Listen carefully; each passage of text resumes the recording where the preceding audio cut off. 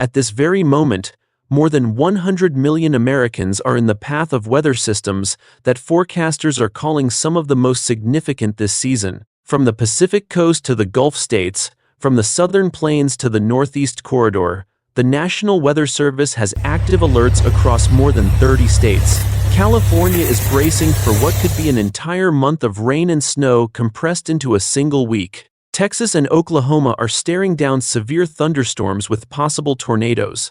The Northeast is watching models that show a potential major snowstorm arriving by Valentine's Day weekend. And along the Oregon coast, a deadly sneaker wave warning is now in effect. In the next 12 minutes, I am going to give you the exact timing for when each of these systems arrives in your specific city. Not general warnings, exact times, city by city, hour by hour. When it starts, when it peaks, when it ends. You need to understand why this particular pattern is so dangerous and so different from anything we have seen this winter. Here's the important part. These are not isolated events. They are all connected by one massive atmospheric pattern, and what happens in the next 72 hours will determine how the rest of February plays out for the entire country. Before we get into it, do me a quick favor. Drop your city and state in the comments.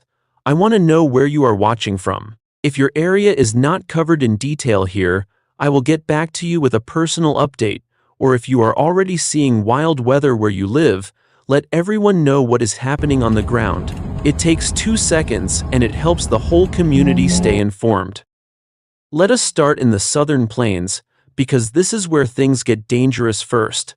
The Storm Prediction Center has already flagged West Texas for a marginal risk of severe weather on Friday, February 13th.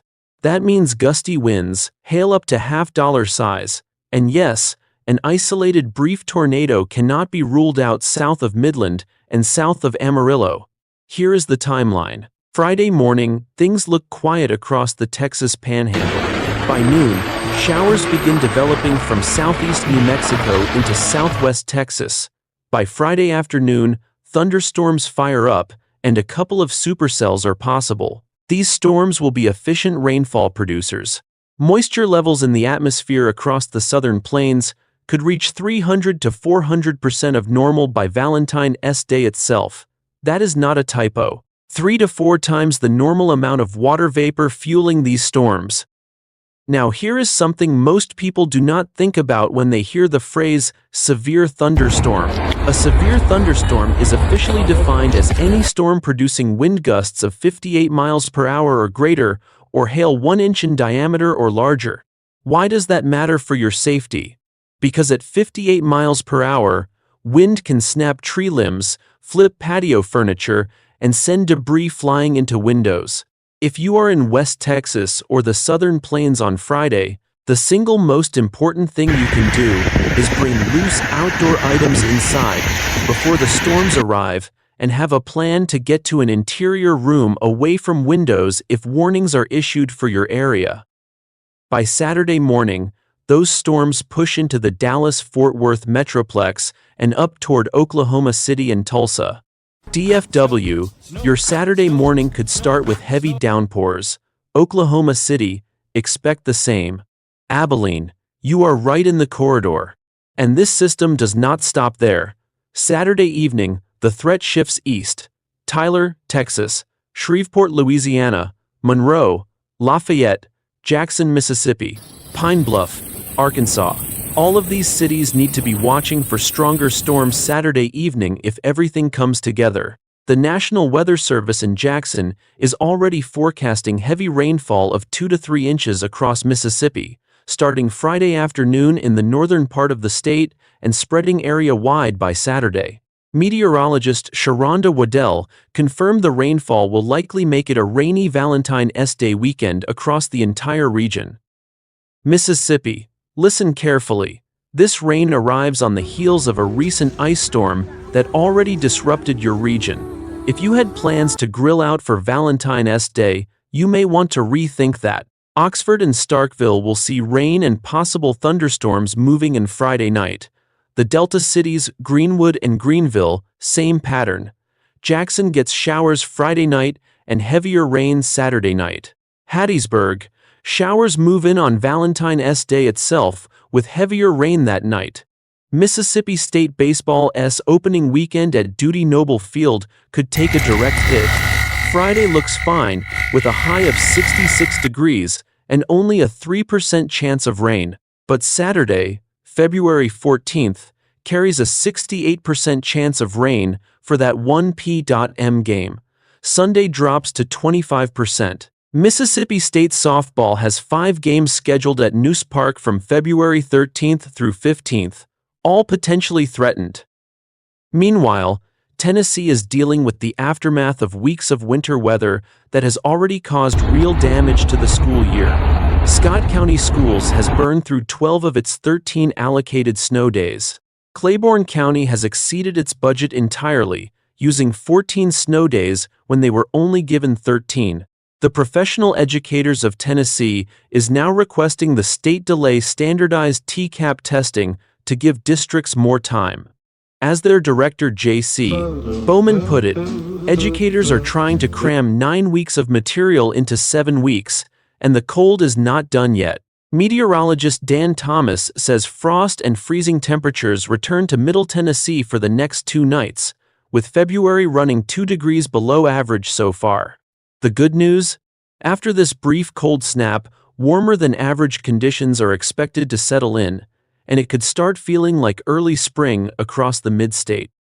Here is what nobody else is breaking down for you. The flooding threat from this system is real, and it moves day by day. Friday into Saturday, a marginal risk of excessive rainfall from northwest Texas up through the Oklahoma City area, Stillwater, and Enid. Saturday, it shifts east into Arkansas, the Little Rock area, and down into Texarkana. DFW, Jackson, Tupelo, Memphis, Clarksville, Tennessee, and Cape Girardeau, Missouri, all fall into the flooding risk zone. By Sunday, it shifts again into southeastern Alabama, middle and southern Georgia, northern Florida, and the southeastern Carolinas. That is a flooding threat that marches across the entire southern half of the country in 72 hours. But that is not the only system demanding attention right now. What is developing along the Pacific coast could reshape the water situation for the entire western United States. Now let us talk about what AccuWeather's Chief on-air meteorologist Bernie Rayno is calling a potentially historic series of storms targeting California. This is not hype. This is not exaggeration. This is a legitimate weather event that could deliver close to an entire month of rain and snow in a single week. Right now, a storm over the Gulf of Alaska is dropping southward toward the northwest coast. Late this week, it pivots eastward, bringing rain to the coasts of Washington and Oregon over the weekend. By Sunday or Sunday night, drenching rain spins into coastal, northern, and central California. From there, it expands south and east, covering the entire state and pushing into the interior west. Multiple rounds of rain and mountain snow are expected as the system hovers along the California coast during the first half of next week, before shifting inland. Let me explain what that means in practical terms.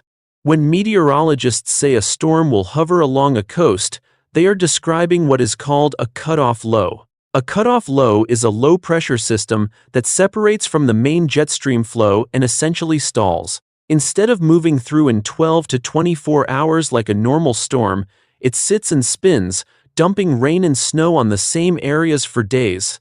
That is exactly what makes this pattern so dangerous for California. The longer the system stalls, the greater the risk of flash flooding, mudslides, and road closures. If you live anywhere in California, this is the week to make sure your emergency supplies are stocked and your gutters are clear. Here is the important part. The Sierra Nevada could receive 122 additional inches of snow over the next 10 days. That is the equivalent of 7 to 9 feet. For skiers and snowboarders, that sounds like a dream. But for commuters on Interstate 80 over Donner Pass, that means potential closures and dangerous whiteout conditions.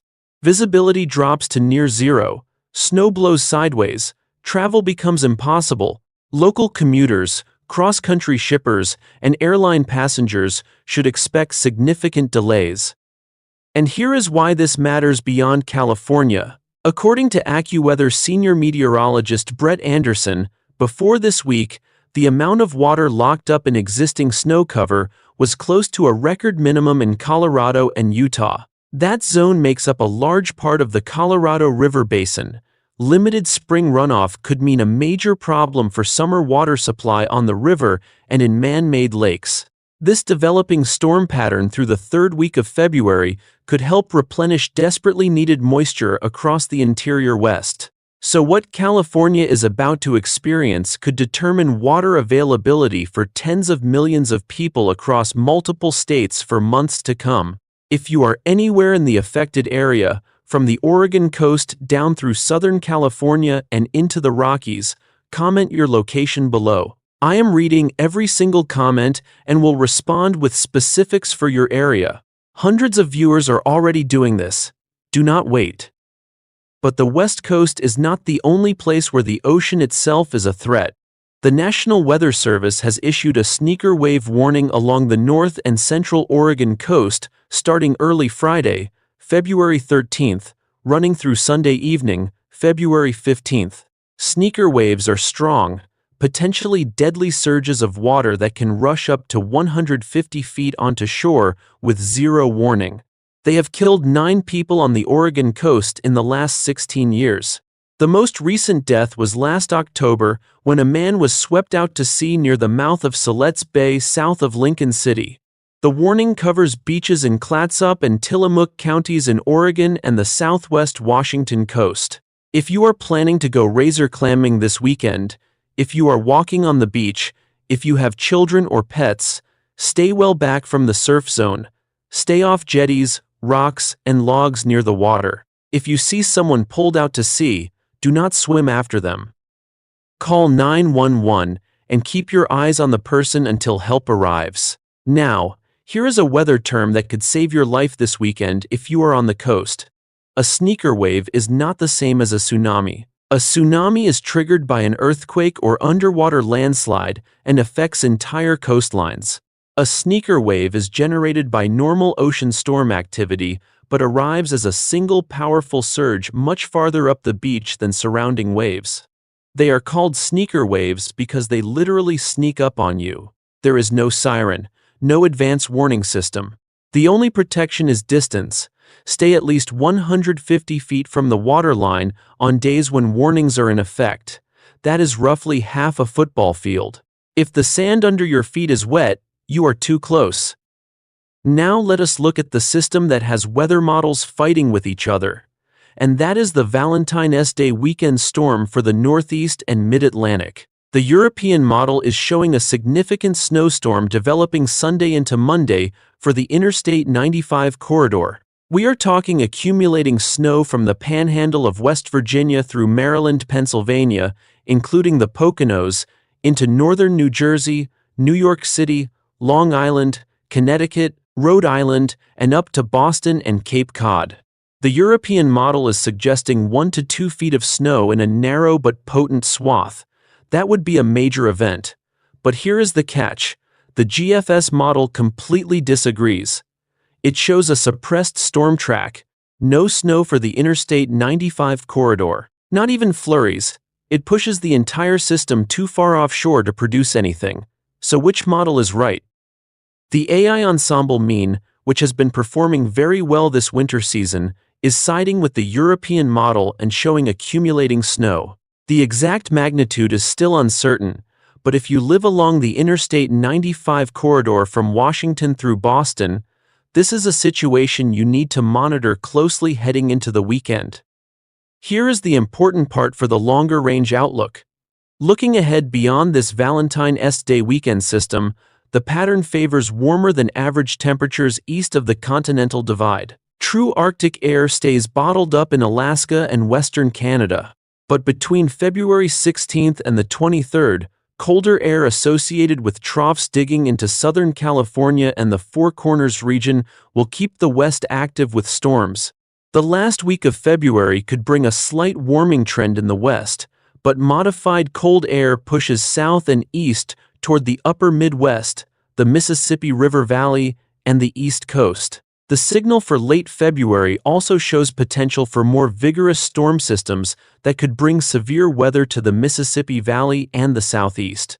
Another round of accumulating snow is possible for the upper Midwest. I will be tracking all of this closely. Make sure you do not miss the updates. With all of these systems converging across the country, here is what you need to know for travel and safety over the next 7 days. This is not just about one storm. We are looking at severe thunderstorms with possible tornadoes across the southern plains, widespread flooding from Texas to the Carolinas, a potentially historic multi-day deluge across California, deadly sneaker waves along the Oregon coast, and a possible major snowstorm for the Northeast. 5 simultaneous weather threats across 5 regions of the country, all within the same 72 to 120-hour window. If you are flying through any major hub this weekend, build extra time into your plans. Dallas-Fort Worth, Oklahoma City, Jackson, Los Angeles, San Francisco, Sacramento, Portland, and any airport along the Northeast Corridor from Washington to Boston could see delays or cancellations depending on how these systems track. If you are driving, know your route and know the forecast for every segment of your trip. Interstate 80 over Donner Pass in California, Interstate 35 through Oklahoma and Texas, Interstate 10 along the Gulf Coast, and Interstate 95 in the Northeast are all potential trouble spots. Prepare now, not tomorrow morning, now. If you are in a flood-prone area, know your evacuation route. If you are in tornado-prone areas of Texas, Oklahoma, or the lower Mississippi Valley, know where your safe room is. If you are in California, clear your drains and gutters before the rain arrives. If you are anywhere along the Oregon coast this weekend, respect the ocean and keep your distance from the surf. Beyond the immediate forecasts, the broader pattern through late February and into early March supports continued storminess across the west and the potential for more severe weather outbreaks across the south. The jet stream pattern that is driving all of these systems is not showing signs of relaxing anytime soon. That means more moisture for the drought-stricken Colorado River Basin, which is good news for long-term water supply, but challenging news for communities dealing with the immediate impacts of heavy precipitation. Meteorologists are also watching for a potential pattern shift around March 1st that could bring another significant system to the upper Midwest. It is too early for specifics, but the signal is there and I will be monitoring it closely. Let us recap. The southern plains face severe storms with possible tornadoes Friday into Saturday. Flooding risks march from Texas through the southeast from Friday through Sunday. Mississippi gets 2 to 3 inches of rain on a Valentine's Day weekend already strained by a recent ice storm. Tennessee educators are fighting for more time after burning through nearly every snow day this winter. California is about to receive what could be a month of precipitation in 1 week, with 7 to 9 feet of snow possible in the Sierra Nevada. The Oregon coast is under a deadly sneaker wave warning through Sunday, and the Northeast may be staring down a significant snowstorm Sunday into Monday if the European model verifies. I will be tracking every one of these systems as they develop. If you want updates specific to your area, drop your city and state in the comments right now. Hundreds of people are already doing this and getting the information they need. Share this video with anyone you know in these affected areas. They need to see this before the weekend arrives. This is not hype. I hope conditions end up milder than forecast, but the data right now says otherwise, and I would rather you be prepared and not need it than caught off guard when the storms arrive. You have the information. You have the timeline. What you do with it in the next 48 hours is up to you. So tell me in the comments, where are you watching from, and are you ready for what is coming?